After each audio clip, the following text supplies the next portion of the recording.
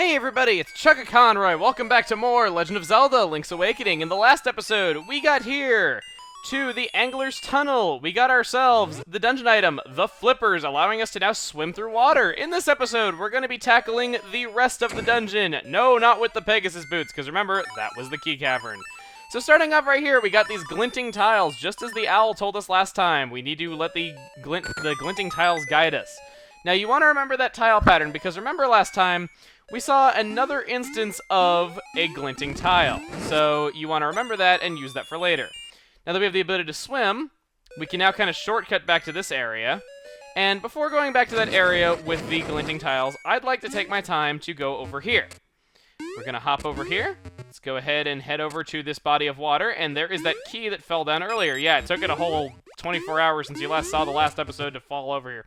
Then again, there was a Mario 64 update, then it took all 48 hours, making it the slowest falling key in the world. Okay, so let's do that. Yeah, the slowest falling key is currently held by 36 hours, so one day is not enough to beat it, but 2 days would be. So we got ourselves a key. Let's head over here. Let's skip over it, and check it out. Got ourselves these tiles. Now that we have the ability to swim, we can hop on this. Go to this. You can, I should also mention that you can, go underwater by pressing B when you're in water. You also get... Stop bumping me! Okay, you know what? I'm gonna take these guys out. They are getting really annoying, and I just don't want to take more damage than I have to. So let's take them out and then deal with this. Okay. Going about it the smart way. Of course, after I get hit twice is what it takes for me to do that. So we hit that one, hit that one, hit that one, and then lastly, hit you. That makes a staircase appear. So we're going to head down here, and we got ourselves a Womp Gray. Yeah, not Gray Womp. It's referred to as a Womp Gray. Not really sure why that is. But just these Cyclops Womps, you don't really have to worry about them. Want to make him fall down. Let's hop. Excuse me. Let's hop up. Excuse me. Hop up. Hop.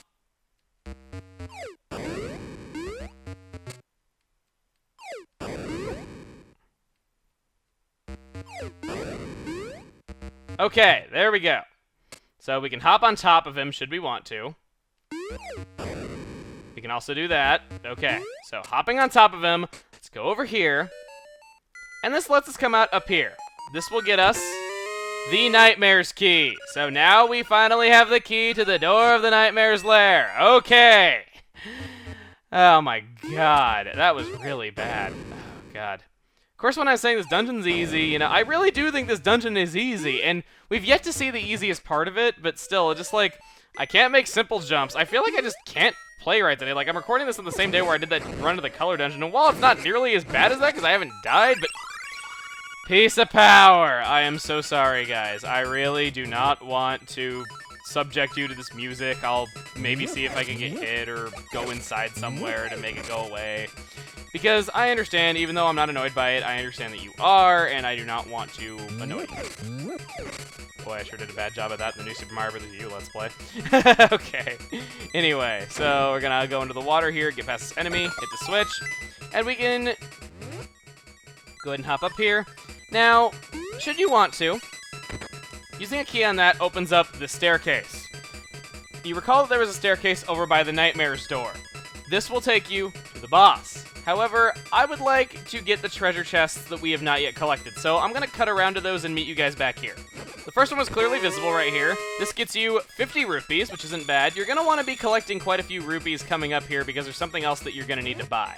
The other one in this room that we passed by gives you 50 rupees. It is right here on the map if you're curious.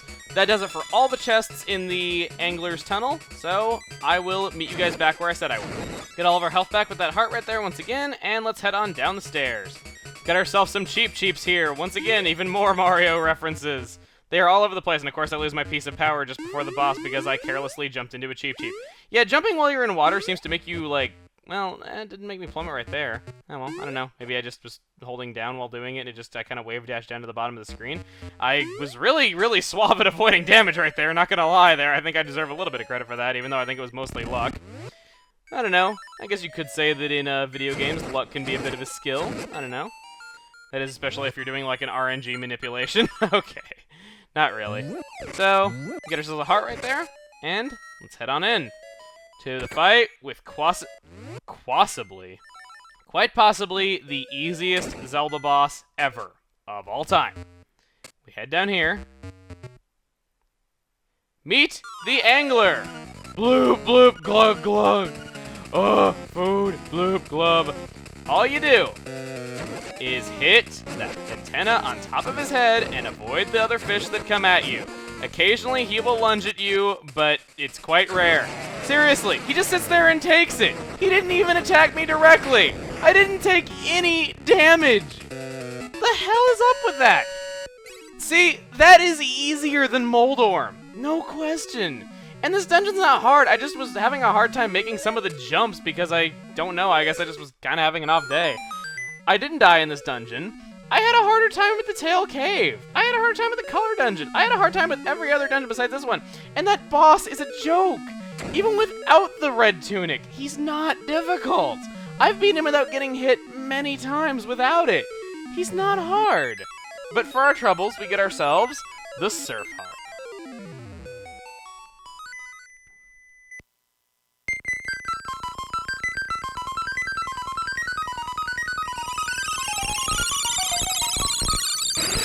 They're one of my favorite instruments. I love how that thing sounds. Bay, your road goes into the bay. Alright.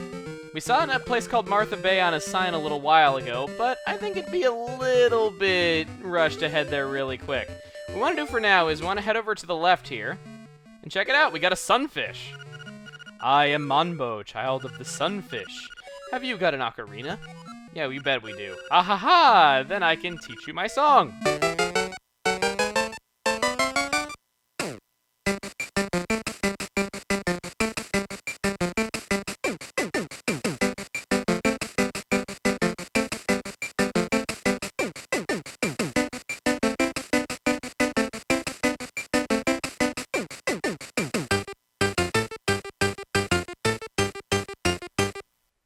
Guys, I kind of can't breathe down here. Okay, in all seriousness, we got ourselves Monbo's Mambo. When you get out of the water, play it. Okay, so it's not going to tell us what it does. Hopefully it doesn't make us explode from playing it or something like that.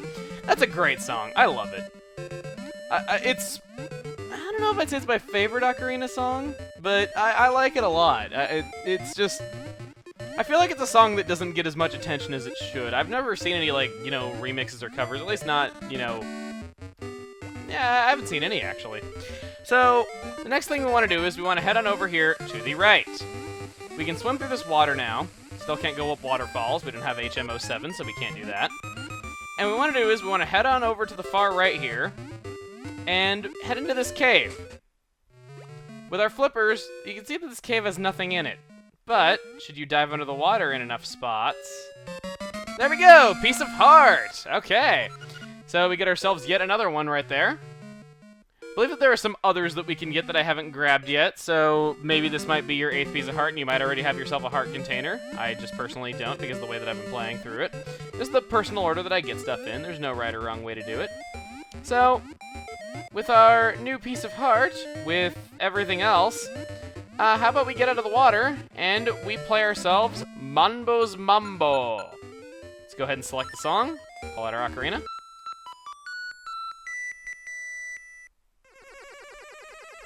Ooh, it teleports us here. This is an area of the map that we've seen before, but we couldn't do anything about it because we didn't have the power bracelet last time we were here. So if you want to know exactly where on the map we are, there we go. So should you ever need to go to this area, you can. However, you can see that there is a bit of a shop here. Let's see what is in there. A lot of you have wanted to hear my take on this character, so how about this? Hi there, big guy. I'm Crazy Tracy. I've got a little secret for sale that'll pump you up. Oh. Will you give me 28 rupees for my secret? You bet we will. Alright, come here and I'll rub it on you. There, I've applied my own secret medicine. It will take effect when you lose all hearts. Drop by again, big guy. So, we get ourselves a red potion. This is the closest thing to a bottled item that Link's Awakening has. Whenever you die, you get yourself revived back. It's basically a fairy. Now, you can come back here and get this. I believe you can only carry one at a time. There is a slight exception, though. Should you steal from the shop and get yourself killed, you will not... Well, you won't have that anymore. The red potion does not kick in. You just instantly die. I believe it's the only case of that happening. But, the house, take me. The house at the bay, he says. We have a ghost following us, and that's what he's saying to us. So, we have ourselves a bit of a haunting going on. So, I think that's enough for now. Next time on The Legend of Zelda Link's Awakening, how about we find out what this ghost deal is and take him to the house at the bay where he wants to go, alright? See you guys then. Hopefully me waiting a day to do this doesn't come back to haunt me.